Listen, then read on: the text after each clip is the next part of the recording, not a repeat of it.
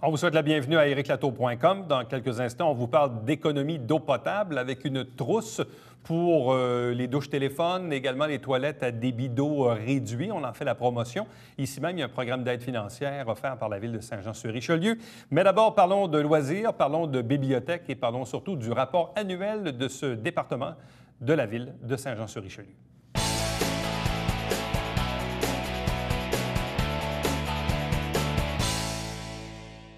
Nouveauté du côté du service des loisirs et de bibliothèque de la Ville de Saint-Jean-sur-Richelieu avec le dépôt d'un rapport annuel. On sait que déjà, les policiers et les pompiers le font année après année, mais c'est une nouveauté du côté des loisirs et bibliothèques. Avec nous pour en parler, le directeur de service, Mario Bastien. Bonsoir et bienvenue. Bonsoir. Alors, d'où cette nécessité de déposer un rapport annuel? C'est un rapport formel, effectivement, que nous avons décidé de déposer cette année au Conseil de Ville. Il y a 2-3 éléments pour lesquels on l'a fait. C'est techniquement, au service des loisirs, on doit documenter un certain nombre d'éléments, des statistiques comparatives d'année en année. C'est des choses qui ne se faisaient pas nécessairement par le passé, mais avec l'avenue de l'ensemble des systèmes automatisés, des systèmes informatiques, ça nous a permis de compiler des informations un peu plus, de façon un peu plus serrée. Mais ce qui a été le vrai déclencheur d'un rapport annuel, c'est la venue d'un nouveau Conseil de Ville à la fin 2013, qui, en 2014, ont posé un grand nombre de questions. Qu'est-ce qui se fait? Dans quelle quantité? Combien de personnes participent à des programmes? À quoi servent les installations? Quelles subventions on donne? Quels services on donne à des organismes, à des événements? Ils ont posé une série de questions qui n'étaient pas nécessairement documentées. On a jugé bon de dire l'ensemble des statistiques qu'on avait dans nos systèmes, de les ramasser, de faire l'essentiel et d'en faire un rapport qu'on appelait un service qui fait la différence pour la population. On est un service qui touche à peu près tous les citoyens, que ce soit pour une piste cyclable, pour une patinoire, pour un camp de jour, pour une bibliothèque. Les gens utilisent l'ensemble de nos services. Ce qui est un peu particulier avec un service de loisirs et de bibliothèque, c'est qu'à la fois, c'est un peu le cœur et l'âme d'une ville, mais de l'autre, c'est aussi une dépense. Et évidemment, quand on est taxé comme citoyen, certains vont dire, est-ce que ça vaut la peine de mettre autant d'argent dans un service comme celui-ci? Mais je suis convaincu que quand on pose la question, on dit, oui, on peut bien couper, mais si on coupe, il n'y aura plus ci, il n'y aura plus ci, il n'y aura plus ça. Si vous dites demain matin aux gens que vous ne mettez plus de modules dans les parcs, bien là, ça ne marchera pas. Si vous dites aux gens qu'il n'y aura plus d'heures de glace dans les patinoires, bien là, on ne peut pas faire ça. Bon. C'est toujours un peu l'espèce de dilemme que vous avez. De un, oui, justifier ce que vous faites, mais quand on le justifie, c'est là que ça devient essentiel. On prend le problème à l'envers. La communauté, les gens de Saint-Jean-sur-Richelieu, c'est la formation d'une ville, est constituée des citoyens qui mettent ensemble leur argent pour dire on va se constituer des services. On va se donner collectivement des services. On va se donner une piscine. On va implanter des parcs. On va créer une bibliothèque localement. On aura un réseau cyclable. On veut, pour notre propre qualité de vie, on veut se développer collectivement des infrastructures de loisirs, des infrastructures de pratiques libres ou de pratiques dirigées, un aréna, une salle communautaire, des installations bien spécifiques avec un certain nombre de services. Et qui plus est, il y a des organismes communautaires qui viennent faire toute la vie dans la communauté, qui, eux, donnent des services et ils ont besoin de notre soutien pour avoir du transport, pour avoir des locaux, pour avoir du matériel, des photocopies, des services professionnels, des services comptables, des assurances, plein de choses qu'on offre avec eux autres. C'est un budget qui est évalué à combien? C'est un budget de 11 millions de $ pour le service des loisirs et bibliothèques. On a des revenus, on génère à peu près 1,6-1,7 millions de revenus. Donc, on n'a pas beaucoup de revenus en regard de dépenses, mais techniquement, lorsqu'on fait une patinoire extérieure, pour les gens, il y a zéro revenu. C'est une dépense ou c'est un investissement de la communauté. C'est 11 millions de frais fixes sur un budget global à la Ville d'à peu près 140-150 millions. 150 millions, effectivement. Donc, 11 millions sur 150, la proportion n'est quand même pas si énorme. Elle n'est pas si énorme. On regarde, il a été publié récemment un guide, pas un guide, dans la presse et avec les HEC, la proportion de budget du service des loisirs dans les villes. On est une des villes qui investit de façon le plus modérée dans ses loisirs, dans la qualité de vie tangible et des services. On le fait avec peu de ressources. On offre d'aussi bons services, mais avec peu de ressources. Ça représente 9-10 peut-être du budget de la ville qui est le service des loisirs. Bon, quelques faits saillants, intéressants. Visiblement, les gens à la retraite ont davantage de temps que les autres. Vous notez une augmentation de 32 des ateliers culturels, sportifs ou récréatifs de la part des aînés. Tout à fait. Quand on disait le vieillissement de la population, on le note de façon tangible. C'est pour ça qu'on l'a repris dans le communiqué que vous lisez.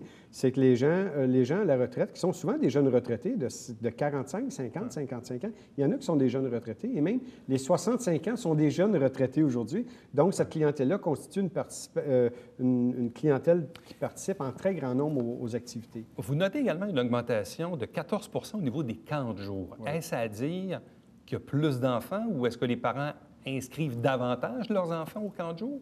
je vous dirais votre réponse B. C'est pas tant le nombre d'enfants qui a augmenté. Il a augmenté, mais pas de façon significative en regard du 14 et on ne le contrôle pas, le 14 On n'a pas fait d'effort. Ce n'est pas une réussite d'avoir augmenté la clientèle. C'est un service qui est apprécié par les gens. C'est un service que les gens ont besoin. Les parents qui travaillent notamment ont besoin des camps de jour. C'est qu'il y a des années, ça peut être plus tranquille. Il y a des années où il y a des écoles qui sont en réflexion. On ne peut pas mettre les enfants du quartier dans cette école-là. Il faut qu'ils aillent un peu plus loin. Peut-être vont-ils ailleurs. L'an dernier, je vais vous dire, il n'y a pas une cause, on n'est pas la bonne cause qui fait qu'il y a eu une hausse parce qu'on a fait une promotion particulière. Non, ça a été la tendance l'année dernière. Au niveau des sorties culturelles, les activités culturelles, les expositions dans les bibliothèques, est-ce que ça rejoint un certain nombre de la population? Est-ce que c'est utile d'avoir ces activités-là? En inscription à la Ville directement, on recense à peu près 20-25 000 inscriptions par année à différents programmes. Quand on parle à les bibliothèques, des ateliers d'activités, les sorties culturelles, comme vous dites, les ateliers aquatiques, les cours de baignade, qui ne sont pas faits directement par la Ville, qui est fait en partenariat avec le cégep qui opère nos piscines, mais c'est le programme municipal. Il y a un grand nombre de personnes qui s'inscrivent et les gens s'y attendent. La demande, c'est récurrent année après année. Quel est l'état de nos 3 bibliothèques en ce moment? Est-ce que ça très correspond au prorata de la population qu'on a? Légèrement, on regarde la norme québécoise. Quand on regarde ce qui se fait dans l'ensemble des villes du Québec, on est légèrement en deçà. Le nombre d'abonnés versus la population, on est à peu près à 23-24 abonnés par 1000 habitants. Dans la vraie vie, par 100 habitants, pardon. Dans la vraie vie, on a 27 000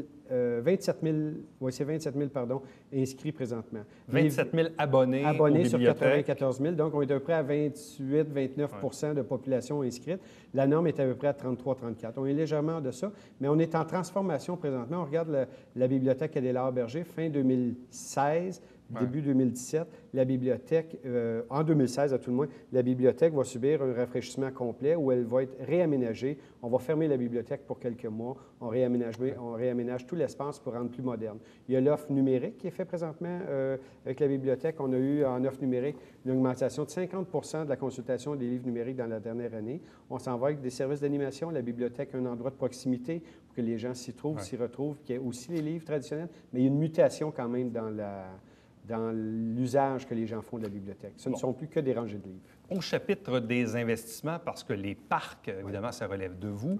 Dans certains cas, il faut refaire un peu les modules pour les enfants. Donc, parfois, c'est un peu vétuste. Il y a aussi des nouveaux parcs, il y a des nouveaux développements. Donc, comment on compose avec ça? En 2014, nous avons investi, la Ville a investi, le Conseil de Ville, un peu plus de 1,5 million en parcs et infrastructures, notamment peut-être 260 000 en modules de jeux dans les parcs qui ont été rafraîchis. Et il y a plein d'autres investissements qui ont été faits pour améliorer l'offre de service. Il faut vraiment mettre à niveau, il y a des tennis, il y a des surfaces multifonctionnelles, il y a plein d'améliorations qu'on fait. Il y a un programme annuel qui totalise peut-être 2 millions par année. L'an dernier, ça a été 1,5 million en 2014 parce qu'on a fait des investissements ailleurs un peu plus grands. Mais dès l'année 2015-2016, on revient à 2 millions d'investissements par année. Si on parle d'hiver, il y a entre autres la fête des Mitaines, il y a Hiberneige à Iberville, c'est plusieurs milliers de personnes. Vous savez, c'est 10 000 personnes, c'est 9 000 personnes quand on considère les gens qui se sont déplacés. Peut-être les mêmes citoyens, ce pas des personnes différentes, ça peut être les mêmes 6 000, 7 000 citoyens qui sont venus 2 fois en certains cas, mais c'est quand même beaucoup de monde sur 90 000 de population quand il y en a 10 000 qui se déplacent sur 3-4 fins de semaine. Il y a les patinoires dans les quartiers. Il y a aussi les 2 patinoires sur la bande du canal. Et la question éternelle, c'est est-ce que ça vaut la peine d'investir des milliers de dollars pour entretenir une patinoire qui est très peu ouverte? Or, l'hiver 2015 a fait mentir la moyenne, disons. Donc là, les gens vous diraient probablement que ça vaut la peine d'investir du temps et de l'argent sur la patinoire. Il n'y aura jamais de bonne réponse parfaite à la question. Toutes les années où la Ville de Saint-Jean investit énormément d'énergie pour ouvrir la bande du canal du côté Saint-Jean, mais qu'elle n'ouvre pas, on pourrait dire que c'est de l'argent perdu. Mais si dans la dernière année, on parle de 2015, nous ne l'avions pas ouvert alors qu'il y a eu 60 jours pleins, parfaitement pleins, ce qui est exceptionnel de patinage, les citoyens auraient été en droit de dire, vous auriez dû faire un effort considérant l'énergie que vous déployez et la température qu'il y a. Donc, il y a un équilibre à trouver. Est-ce que ça vaut à peine de commencer et jusqu'où? Mais on a trouvé des solutions de rechange si jamais la bande du canal du centre-ville n'ouvrait pas. Bon, il y a eu aussi un fait marquant dans la dernière année, c'est, oui, l'ajout d'une 2e glace à l'aréna Marcel Larocque à Iberville. Donc ça vient combler des besoins d'heures de glace. Mais l'autre chose aussi, c'est l'avènement du complexe sportif pour le dojo et l'école de gymnastique. Je sais que c'est un dossier sur lequel vous avez mis beaucoup d'efforts, qui était très long et très périlleux. C'est un dossier qui a été long, mais il a fini la journée où on a trouvé la bonne formule pour le déployer puis le mettre en marche. C'est des dossiers qui ont été relativement très faciles. La ville de Saint-Jean, je vous dirais, la ville, c'est la communauté, c'est la ville qui se dote d'un service des loisirs pour se payer des services. Nous avons tablé, plutôt que faire des constructions municipales dans ces deux projets-là, on a tablé sur, on va prendre des organismes connus, qui ont une solide implication dans le milieu, qui sont des citoyens responsables, puis on leur a donné de l'argent, une subvention et un cautionnement pour les emprunts, pour dire, faites-le le projet, vous êtes capable de le faire. Il coûte beaucoup moins cher que ce que nous coûtons, nous, la ville, pour construire, aménager, opérer. Donc, il y a des gains financiers drôlement importants. Et les infrastructures sont des infrastructures qui appartiennent aux gens, qui appartiennent aux bénévoles, aux organismes de la population. C'est encore mieux que lorsqu'on dit que ça appartient à la ville et seuls des fonctionnaires s'en occupent. C'est le dynamisme de la communauté qui est là. Et autre dossier, d'ailleurs, tout frais. Donc, cet après-midi, mercredi, vous avez procédé à l'annonce concernant la restauration de l'église Trinity Church à Iberville, ce qui va certainement faire plaisir au conseiller Hugues Larivière, de par qui il exprimait que son retour en politique, c'était principalement pour cela. Ça fait des années, voire une décennie qu'on parle, et même plus loin que ça, 15-20 ans, de la restauration de Trinity Church. On avait même eu à un certain moment une subvention de Québec qu'on n'avait pas encore utilisée. Là, on parle de quoi comme projet? Trinity Church, c'est un beau projet qui vient juste d'être annoncé avec du visuel que vous pouvez voir sans doute à l'écran, qui est exceptionnel. On va restaurer l'église Trinity et l'Epiphany House, qui est le président qui est adjacent. On va faire une conversion d'un patrimoine bâti d'exception au Québec. C'est un ensemble de 3 bâtiments du manoir Christie, Trinity Church et Epiphany House, qui ont le manoir Christie qui est privé, qui appartient à une famille qui l'a restauré. Nous allons restaurer les 2 autres bâtiments. La facture va compter pour 4,4 millions. Le gouvernement a maintenu son annonce qu'il a faite en 2007 d'une subvention de 1,4 millions. Il 2007. a maintenu ça. 2007. On est en 2015. Ça tient toujours? Ça tient toujours. On a maintenu. Le ministère de la Culture et des Communications savait que l'intention de la Ville était tangible et réelle. Le Conseil de la Ville n'avait pas réussi à placer ce projet-là en priorité, ce qu'il vient de faire, ce qu'il a fait au programme d'investissement 2015. Donc, travaux qui commencent cet automne? Des travaux commencent cet automne. Dès le mois d'octobre, les travaux vont commencer pour être complétés quelque part au printemps 2016, pour être ouverts notamment dans le cadre du 350e. C'est un legs que le Conseil de Ville actuel fait. Les élus en avaient pris l'engagement en campagne électorale. Ils le font pour en laisser un legs dans le cadre du 350e en 2016. Et la question ultime est, quelle sera la vocation de ce lieu? C'est une vocation. On prend un bâtiment ancestral, un bâtiment qui est du patrimoine bâti. On en fait quelque chose qui respecte la facture patrimoniale extérieure. À l'intérieur, on le rend plutôt moderne en respectant les éléments architecturaux d'antan. On le modernise. Ça ne devient plus une église, ça devient un site qui va être dédié à la qualité de vie et à la culture puis au développement communautaire, mais un petit lieu de prestige dans un environnement exceptionnel. Donc, c'est quoi? On va y trouver des expositions, des expositions, des mini-concerts, des réceptions civiques, des réceptions civiques qui vont être nice, qui vont être belles, qui auront un petit cachet particulier. Géré par le service des loisirs ou par un OSBL? On est en train de regarder la fonction gestion pour après, savoir qui va faire la programmation, ça va être financé comment. On est en train de faire ce montage-là. Il n'y avait pas une équation directe entre qu'est-ce qu'on va faire avec le bâtiment, le Trinity Church, et combien ça coûte pour le construire.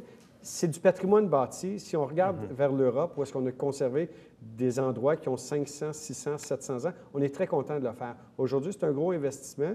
Dans 1 an, dans 5 ans, dans 10 ans, dans 50 ans, les gens vont regarder en arrière et vont dire, les gens qui l'ont fait, le conseil de ville en place, étaient visionnaires à ce moment-là. Mario Bastien, merci beaucoup. Merci. Restez avec nous, puisqu'au retour, on vous parle d'économie d'eau potable.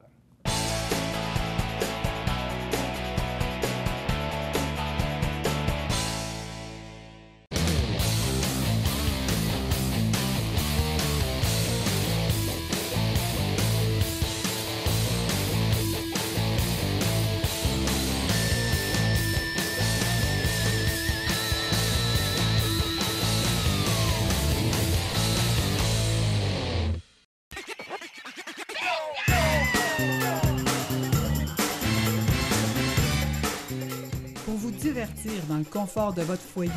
Télébingo, TVHR. Tous les dimanches matins, 9h30. Avec votre meneur de jeu, Alain Rameau. C'est un rendez-vous.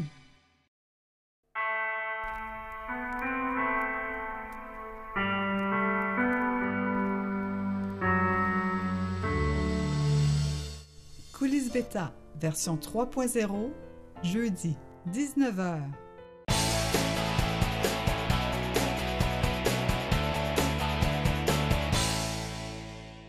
Parlons maintenant d'économie d'eau potable, avec notamment un programme d'aide financière pour une trousse, mais également une autre forme d'aide financière pour l'acquisition de toilettes à débit d'eau réduit. Parlons également des effets de ces outils-là sur la réduction de l'eau potable. Avec nous, deux invités. D'abord, Francine Van Winden, qui est chef division environnement et développement durable à la Ville de Saint-Jean-sur-Richelieu. Bonsoir. Bonsoir. De même qu'Éric Desbiens, qui est chef division eau potable à la Ville. Bonsoir et bienvenue. Bonsoir. Je vais commencer avec vous, Mme Francine, parce que vous nous avez amené des outils intéressants.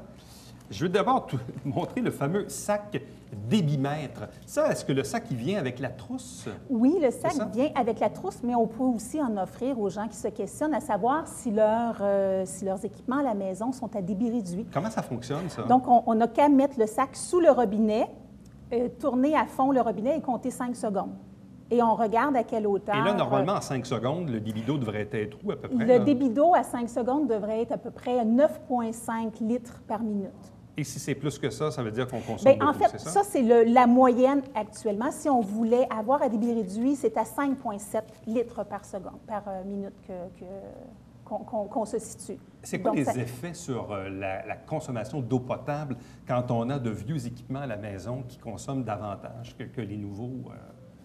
Bien, c'est clair que ça va consommer beaucoup plus d'eau. Les nouvelles trousses, en fait, ce qui est offert à débit réduit, et ça, c'est le modèle le plus populaire que l'on vend à la Ville en collaboration avec le programme d'Hydro-Québec. Donc, il y a plusieurs municipalités qui l'offrent et nous, on a renchéri à 50 % de rabais.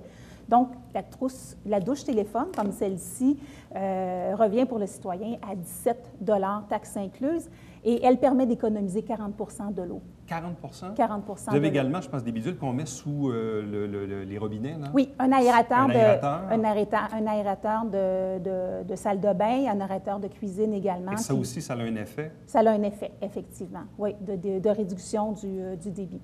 Ça fait du bien pour l'usine de filtration. Puis même, ultimement, l'usine d'assainissement aussi, là, ça a un effet aux deux places. Tu me voles mon punch, chérie. Oui, effectivement, c'est en plein ça. C'est que, si je comprends bien, avec Francine, quand on a tout regardé ça, c'est qu'après, en utilisant ces équipements-là, on a le même objectif, on atteint le même objectif, on a le même confort, mais on utilise 40 % de moins d'eau. C'est ça qui est le gros point à ce niveau-là. Donc, directement, l'usine de production d'eau potable en produit moins, puis l'usine d'épuration reçoit moins. Puis ça, on est vert en se servant de l'eau. Là, évidemment, avec les nouvelles constructions, avec le programme d'aide qui était là l'an passé, je ne sais pas combien de gens s'en sont prévalus, là. Et là, ça revient cette année. Est-ce que vous commencez à sentir un effet sur la consommation de l'eau potable, ou si en même temps la ville grossit, donc la demande est plus importante? On ne peut pas mesurer ça parce qu'en même temps, on travaille beaucoup sur les infrastructures. Fait qu'on ne peut pas détacher le fait des travaux qu'on fait pour améliorer le réseau de ces équipements-là. C'est tout dans le même bac. Hein? Donc, vraiment l'expression une goutte d'eau dans l'océan, mais à force de remplir le verre, ça finit par paraître. Inévitablement. Il y a eu 500, pour répondre à votre question, on a 500 trousses déjà découlées. Puis, pour ce qui est des... C'est 500 familles, c'est à peu près 1500-2000 personnes. Oui, c'est ça. Fait que pour ce qui est des maisons modernes, souvent, les nouvelles constructions, les gens se sont déjà dotés d'équipements comme ça. Ce qu'on vise, c'est plutôt les maisons avant 2009. Là, évidemment, pour la trousse, comment ça fonctionne? On a mis à l'écran donc une adresse Internet qui est hydroquebec.com/économiser eau avec un tiret. Donc, comment ça fonctionne? En fait, il y a plusieurs options pour se procurer une trousse, soit au service de l'urbanisme ou dans les bibliothèques. Donc, son distributeur des trousses, ou sinon sur le site Internet. Et oui, on peut passer par cette adresse-là ou aller sur le site de la Ville de Saint-Jean pour aller chercher un code promotionnel. Ce code promotionnel-là permet aux citoyens de Saint-Jean d'utiliser, en fait, d'obtenir la réduction à 50 % sur le prix affiché sur Internet. Ça fait que la trousse revient à combien? La trousse, celle-ci, avec l'aérateur de salle de bain, l'aérateur de cuisine, le sac débitmètre et le petit ruban Teflon pour éliminer les fuites, c'est 17 $. Inclus. Pas cher. Et ce qui est intéressant, c'est que pour une famille de 4 personnes, ça permet d'économiser 100 $ en électricité par année. Quand même. Donc, la rentabilité, elle est vite démontrée. Et là, vous avez un nouveau programme cette année pour des toilettes à débit d'eau réduit. Oui. Oui, c'est un programme qui est offert pour les résidences qui datent de 2000, construites avant 2008. Avant 2008. Donc, les résidences plus anciennes. Et tout simplement se procurer le dépliant. Et il y a des subventions qui sont soit de 60 $ ou de 75 $ dépendant du type de cabinet de toilette qui est utilisé. Bon, et les gens peuvent, ils peuvent se renseigner, puis après ça, est-ce qu'ils vont dans un magasin grande surface pour se la procurer ou oui, on doit la commander? effectivement, c'est un programme de remboursement. Donc, les gens vont présenter le dossier avec un engagement sur l'honneur pour dire que c'est installé bien dans les résidences de Saint-Jean et qui sont soit pourvus sont connectés au service d'aqueduc ou au service d'égout, donc des critères, et une facture de l'achat d'une toilette à débit réduit. Donc, je vais chez Rona, BMR, Home Depot, je reviens avec ma facture, je complète le truc et je vais recevoir par la poste un remboursement. Présentez au service de l'urbanisme et vous allez recevoir un remboursement par la poste. Donc, l'idée, c'est de réduire la quantité de toilettes là, qui se font des 18-20 litres pour avoir des toilettes de 4,5 ou de 6 litres. Donc, il y a une grosse différence, là, encore, au niveau de la quantité d'eau qui est utilisée. Et encore une fois, chaque goutte d'eau fait une différence, tant au niveau de la préparation de l'eau potable, du traitement de l'eau usée et des économies pour les coûts municipaux. Tous ces gestes-là sont récurrents. C'est ça qui est fantastique, c'est que les gens se servent de leurs équipements, ressentent le même confort, mais économisent de l'eau sans s'en apercevoir. C'est au fil de l'année, c'est toujours, un coup que c'est installé, ça fait le boulot. Oui, c'est ça. Dans le fond, évidemment, il y a un travail de rénovation auprès des plus vieilles propriétés, que ce soit pour la trousse ou les toilettes. Dans le cas des nouvelles propriétés, je présume que les normes, maintenant, les contracteurs mettent les équipements en fonction des normes d'aujourd'hui. Donc, ultimement, ça a un effet sur l'eau potable. Eau potable, d'ailleurs, vous nous avez ramené votre petit trophée de l'an dernier. Vous en êtes tellement fiers que vous le traînez sous votre veston à tous les jours, c'est ça? Bien, j'avais l'intention de faire un trou puis d'installer une chaîne comme ça ici, mais c'est un peu lourd. C'est un prix que vous avez gagné l'an passé pour la qualité de l'eau qui est produite à l'usine côté ouest. Oui, c'est bien ça. C'était en octobre. Autrement dit, c'était au milieu d'octobre. Donc, c'est pour un an. Donc, je peux encore le traîner jusqu'en octobre 2015. C'est ça, oui. Fait que non, on est très fiers, puis c'est pour ça que j'ai l'amené aujourd'hui. Bon. Mais je l'amené Et là, vous avez amené une primeur que je n'ai pas regardée, mais que je vais montrer à l'instant. Qu'est-ce que c'est? OK, ça, suite au fait qu'on a gagné ce prix-là, on a eu une commande de la direction générale de l'Hôtel de Ville pour mettre en évidence le trophée qu'on a gagné. Fait que, après maintes discussions, ce qui a été conclu, c'est qu'on allait se doter d'un logo. Ce que vous voyez, c'est le logo de l'eau. Donc, sur nos véhicules, sur nos vêtements, un peu partout, dorénavant, quand vous allez voir ce logo-là, c'est le logo de la division de l'eau potable. C'est les gens qui travaillent à la division de l'eau potable qui vont afficher ce logo-là. Bon. Et donc, puisqu'on parle d'eau potable, vous allez revenir dans 2 semaines à peu près pour répondre aux questions des citoyens. Parce que parfois, les gens se posent 1001 questions sur la qualité de l'eau, l'odeur, le goût, comment c'est produit, etc., etc. Il y a tout un processus. Et les gens, parfois, ont des questions probablement qu'on vous les pose quand vous faites des journées portes ouvertes, là. Mais là, on va faire une porte ouverte à l'envers, c'est-à-dire que là, actuellement, à l'écran, il y a une adresse courriel qui est eau potable en un mot, à commercial ville-saint-jean-sur-richelieu.qc.ca. Donc, envoyez vos questions à l'adresse courriel qui est au bas de l'écran, puis Éric Desbiens va revenir dans 2 semaines pour répondre à vos questions. Oui, évidemment, je vais me préparer parce que je vais recevoir les questions avant. Puis là, je vais pouvoir avoir des réponses intelligentes, j'espère. Ça va me faire plaisir de revenir. Parce qu'en même temps, on rentre aussi dans la phase printemps-été, où les gens lavent les entrées de cour avec un boyau d'arrosage, pression ou non, sans compter, bien sûr, toute la politique d'arrosage aussi au niveau des pelouses. Là, on a eu une mini-canicule printanière, là, pas plus tard que la semaine passée. Là, il y a eu un petit peu de pluie en début de semaine, mais les gens ont commencé là, à arroser. Oui, on a vu durant la fin de semaine déjà une augmentation de la capacité, l'autre fin de semaine aussi, une augmentation de la demande. Grâce à notre campagne Allez-y mollo avec l'eau, les gens sont de plus en plus alertes. On le voit, on a des hausses de demande, mais pas des pics de fou comme on voit dans certaines villes. On voit que les gens de Saint-Jean sont conscientisés, puis qu'on est dans la bonne direction. Puis c'est pour ça qu'on vient parler d'eau, c'est pour continuer. Donc, on est évidemment dans cette sensibilisation à l'égard des citoyens. Donc, pour ce qui est de l'eau potable, les questions sur l'eau potable, l'adresse est en bas d'écran. Donc, on y revient dans 2 semaines pour répondre à vos questions. Entre-temps, donc, Francine, peut-être nous rappeler comment les gens peuvent se procurer la trousse, de même que la toilette à débit d'eau réduit. Tout simplement pour les trousses, pour économiser l'eau, tout en conservant le même confort, dans les bibliothèques, au service de l'urbanisme ou sur le site Internet où vous allez chercher le code promotionnel et commander tout simplement en ligne où vous recevez chez vous très rapidement. Et pour les toilettes à débit réduit, les dépliants sont disponibles dans les principales quincailleries de la ville également. Donc, si vous faites l'achat d'une toilette à débit réduit, et que vous répondez aux critères, vous préparez le dossier. Eh bien, je pense que l'eau à Saint-Jean est de très bonne qualité. Hein? Le prix qu'on a reçu le démontre. Donc, je pense qu'il faut en prendre conscience que c'est un élément précieux. Donc, pour lequel les gens paient, bien sûr. Aussi bien y faire attention. Effectivement. À vous deux, merci beaucoup. Merci. Merci beaucoup, Éric. Merci. Restez avec nous, puisqu'au retour, on vous présente le Babillard quotidien.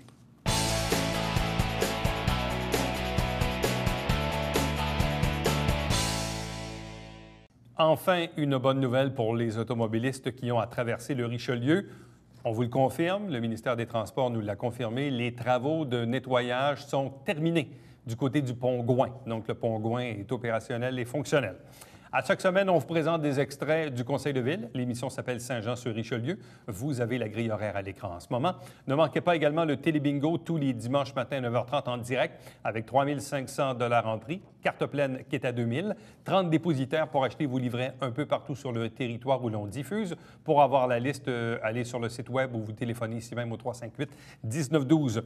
Voici les coordonnées de la télé. Mon adresse courriel, plus facile et plus direct et plus rapide. Éric Latour en un mot, à commercial tvahr9.com. Je vous invite à visiter le site Internet, également à nous suivre et nous aimer sur Facebook et sur Twitter. Et l'émission que vous regardez est diffusée tous les jours de la semaine, 10h, 17h, 23h, 1h30 la nuit. Et on est en rappel le dimanche entre 16 et 18h30. Prochain rendez-vous demain. Bye bye.